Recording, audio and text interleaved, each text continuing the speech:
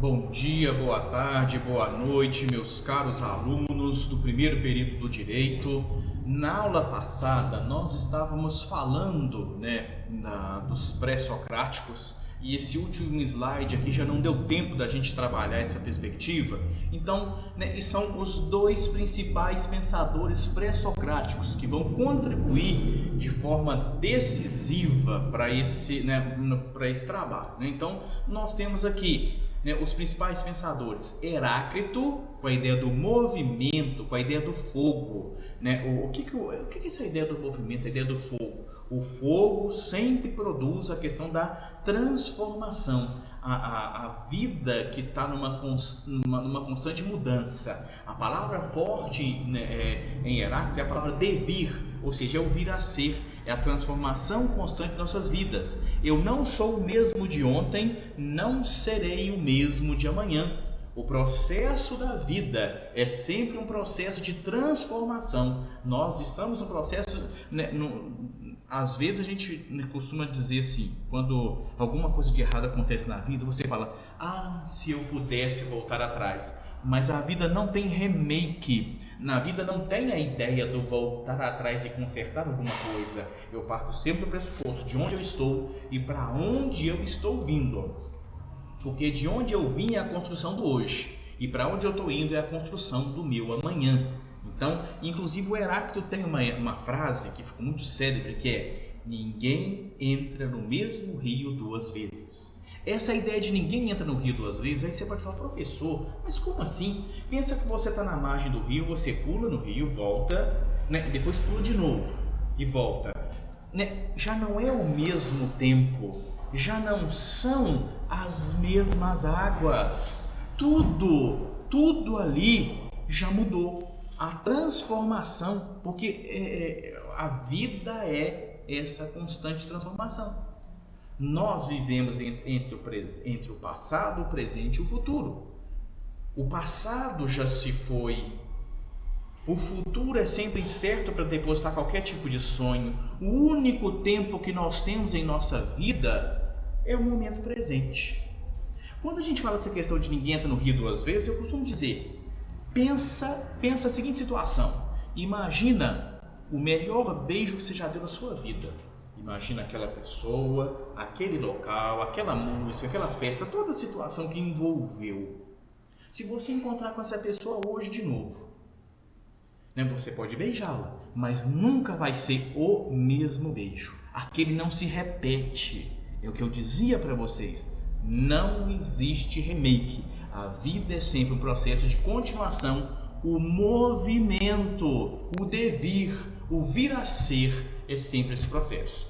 Qual que é o outro amigo nosso? O Parmênides. O Parmênides vai dizer: tudo o que existe deve possuir um determinado corpo de propriedades, não podendo ser gerado, mas sempre ter existido e ser imperecível, ser contínuo, ser inteiramente imutável, ser delimitado ou finito. Qual é a importância dessa parte aqui para Parmênides? Porque agora a gente vai ver que existe aqui um confronto de ideias. Enquanto nós temos o Heráclito dizendo a ideia do movimento, olha só, acompanha comigo aqui em vermelho. O Heráclito vai dizer a ideia do movimento, vai dizer a ideia do fogo, a ideia do devir, que tudo está nessa constante transformação. E ao mesmo tempo nós temos Parmênides aqui, ele vai dizer: o ser é inteiramente imutável. O ser não muda, o ser permanece sempre em sua essência. Então, nesse sentido, nós vamos ter duas ideias que são antagônicas. Mas quando a gente fala assim, o Heráclito tem sentido quando fala do movimento? Sim. Mas e o Parmênides, professor? O Parmênides também tem sentido quando fala da imutabilidade do ser? Também tem sentido. Quando a gente pensa na questão do conceito, o conceito em si é diferente da coisa que o representa. Quando a gente fala do conceito em si, vamos dizer a lei, a justiça, a ideia de felicidade, ou mesmo coisas mais concretas, mais tangíveis para ficar mais fácil do nosso entendimento. Pensa nesse momento um cachorro. Qual foi o cachorro que veio à sua mente? Um Rottweiler? um pitbull, um Lhasa um chow-chow, um vira-latas. Falei 5 raças aqui. Todas elas fazem parte do mesmo conceito de cachorro? Sim. Se você pensar um cavalo, se você pensar um carro, pensa um carro. Um pensou um Pajero, outro pensou um Honda Civic, outro pensou um Fusca, uma Brasília, um Opala. Todos são carros. O conceito da coisa é o mesmo. A aplicação que é diferente. Então, nesse sentido, vou fazer assim com a minha mão. Vou colocar uma mão aqui em cima e outra mão aqui embaixo. A mão de cima representa a ideia do conceito, a pura essência das coisas. E a representação dela se dá por Parmênides. E aqui embaixo eu coloco a ideia do movimento, a ideia do Heráclito, a ideia de que tudo está em constante transformação entre aquilo que é o conceito, entre nem tudo aquilo que eu penso eu consigo de fato executar no dia a dia da minha vida. Então, ou seja, uma coisa é a ideia e outra coisa é a execução dessa ideia na prática, né? Por que é importante a gente pensar nesses 2 filósofos em excelência, Heráclito e Parmênides? Porque eles vão fazer a junção logo ali na frente do nosso amigo Platão. O Platão vai beber da fonte, ele vai fazer a leitura de Heráclito, ele vai fazer a leitura de Parmênides e ele vai juntar 2 conceitos antagônicos numa única teoria, que é o chamado mundo das ideias, mundo das sombras. E existe uma perfeição. Quando eu idealizo algo, né? Quando eu falo assim, idealizo um relacionamento perfeito, idealizo um político perfeito, idealizo um curso perfeito, idealizo uma vida perfeita. Idealizar eu consigo, mas e na prática, e na vivência do dia a dia do terra a terra? Aquilo que eu idealizei consegue se concretizar? Né? Ou seja, mundo das ideias, mundo das sombras. Essa vai ser a perspectiva, mas que a gente vai ver com Platão. Então, ou seja, nesse aqui, né, eu dou por terminado esse processo e já vamos iniciar o objeto de estudo da nossa segunda aula, né? Aula de Filosofia do Direito, professor Sérgio Henrique, a pessoa que vos fala. Está aqui o nosso amigo Epicuro, de 341 a 269 a.C.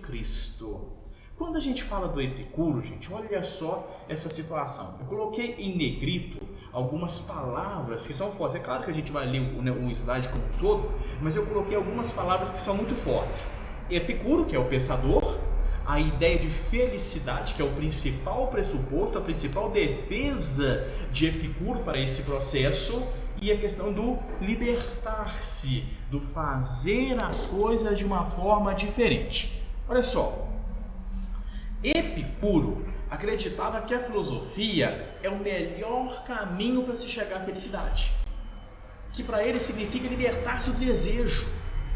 Epicuro busca felicidade. Mas como é essa felicidade? Primeiro, felicidade é um bem último, é o bem último do ser humano, é aquilo que todos nós de alguma forma queremos na vida. O ser humano ele não abre mão de ser feliz, né? E para que essa felicidade aconteça, olha o caminho, gente.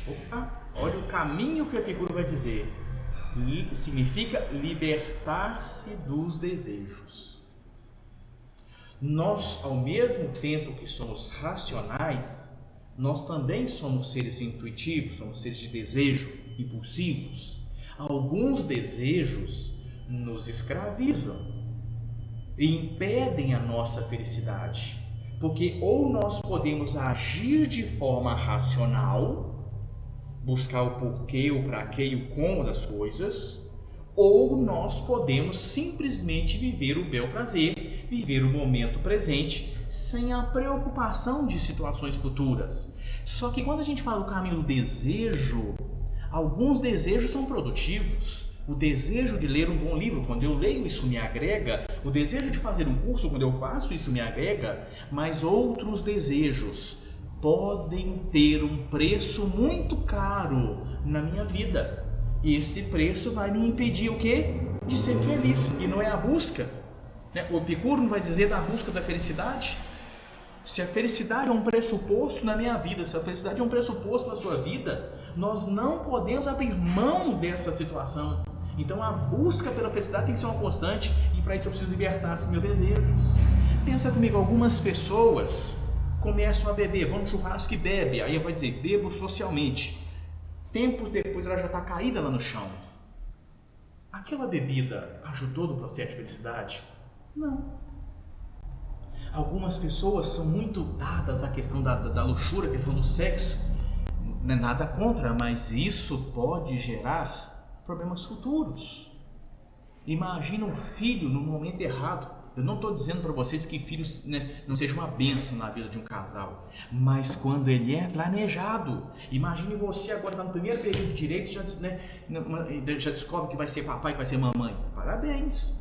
Entendeu? Mas olha só como é que muda a vida. Então, né, é preciso, né, libertar-se de todos os desejos que de alguma forma nos escravizam. O intuito é libertar-se, para que de fato a gente possa ser feliz. E olha lá, acompanhe comigo aqui o segundo tópico aqui do nosso slide. A filosofia é um instrumento para alcançar a felicidade, pois através dela o homem liberta-se do desejo que o incomoda. Gente, quando a gente fala aqui que a filosofia é instrumento, por quê? Filosofia é análise, filosofia é reflexão, filosofia é pensar a própria existência. E nesse sentido de análise, nesse sentido de pensar a própria existência, eu vou dizer para vocês, meus amigos, quando nós analisamos a nossa vida, quando nós analisamos a nossa existência, quando nós buscamos sentido para as coisas das quais fazemos, nós estamos nos libertando de tudo aquilo que nos incomoda e estamos nos aproximando cada vez mais daquilo que de fato gera felicidade. Porque felicidade não pode ser algo simplesmente momentâneo, porque uma felicidade momentânea te dá 10 minutos de prazer e uma vida de preocupações. Agora, o que o Epicuro busca é uma felicidade que seja uma constância na vida das pessoas. É claro que aí você vai dizer, professor, não vamos ser ingênuos de achar que a gente vai conseguir ser feliz o tempo inteiro. Não vamos conseguir.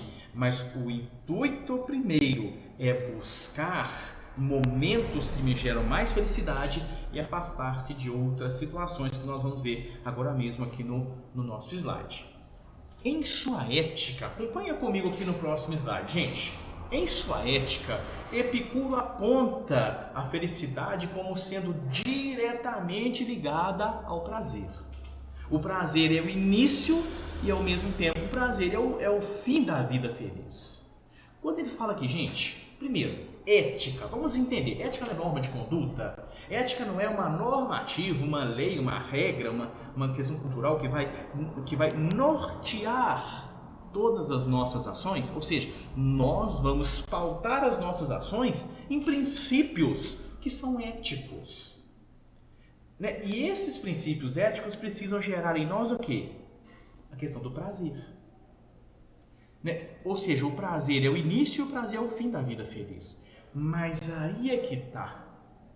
O que é o prazer? Né? Às vezes a palavra prazer hoje, ela tem um sentido muitas vezes ligado à questão assim, de coisas ou materiais ou questões sexuais. Mas a perspectiva de prazer que o Epicuro vai trabalhar é totalmente diferente. O prazer é a valorização de cada momento importante da nossa vida.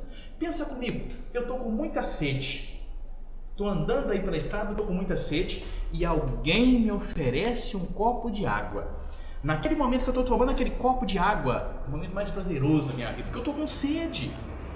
Se eu estou com fome, eu não tenho nem R$1 no bolso e alguém me oferece algo para comer, naquele momento, aquela refeição é a melhor refeição da minha vida, aquela refeição me dá prazer. Quando eu estou triste, cabisbaixo, isolado e alguém vai lá, me dá atenção, conversa comigo, você está entendendo? Aquela conversa me dá prazer. Então, o prazer está nas pequenas coisas da vida. E quando a gente valoriza essas pequenas coisas da vida, quando a gente valoriza momentos, A busca pelo prazer é a busca de momentos. Momentos que o Epicuro vai dizer da imperturbabilidade do espírito. Aquele momento onde eu consigo desligar de todos os problemas da vida e vou viver aquela situação da melhor forma. Essa é a perspectiva aqui. Então por isso que o prazer tem que ser início, o prazer tem que ser fim. Porque nós não podemos abrir mão de ser felizes. Eu não posso me permitir viver uma vida infeliz. Você não pode se permitir viver uma vida infeliz. Nós temos caminhos diferentes, mas a busca que todos nós temos é pela felicidade. E a felicidade parte pelo prazer. Prazer em curtir uma boa leitura, prazer numa série, prazer numa atividade física, prazer no exercício de uma profissão. Imagina exercer uma profissão que não tem nada a ver com você. Vai viver uma vida infeliz, vai trabalhar 8 horas num lugar infeliz. Vale a pena, meu amigo? Vale a pena, minha amiga? Não, a busca precisa ser pela felicidade, por um sentido diferente da nossa existência. Vamos agora para o próximo tópico. O homem é inclinado a buscar o prazer e a fugir da dor. E através do critério de prazer é que nós avaliamos todas as outras coisas.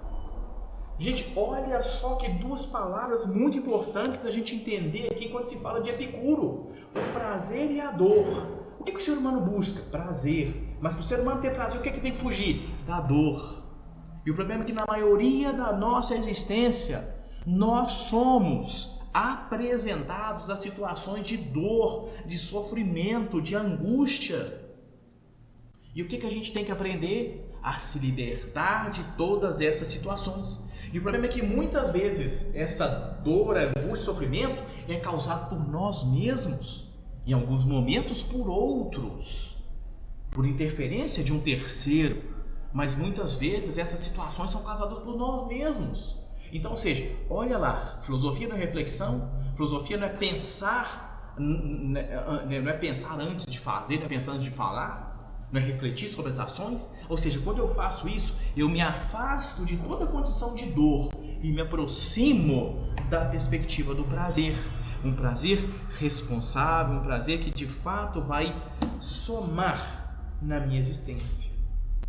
A fuga da dor, a aproximação do prazer são os 2 sentidos muito importantes aqui para Epicuro. Gente, se eu tivesse em sala de aula, nesse momento eu ia parar minha aula e ia perguntar: entendeu a importância desses 2 termos? Afastar-se da dor, aproximar-se do prazer. É de perceber assim, a vida pode ter um sentido diferente, mas esse sentido diferente da vida não está no outro, está em nós mesmos. Guarda, meu amigo, minha amiga, guarda no teu coração, a tua felicidade depende de você. Os seus pensamentos, as suas ações, as coisas que você lê, as coisas que você dá importância. Tem pessoas que dão importância a situações que só geram dor, que só geram angústia. A escolha é sua. Ou você pode focar nos problemas e apaixonar-se pelos problemas, ou você pode focar em solucioná-los. E você, enquanto estudante do direito, eu vou dizer, não se apaixone pelos problemas, busque sempre as soluções. E você vai ver que a vida vai ganhar um sentido totalmente diferente. Meus amigos, vou parar a aula por aqui para não ficar tão cansativo. Nos vemos daqui a poucos minutos. Forte abraço.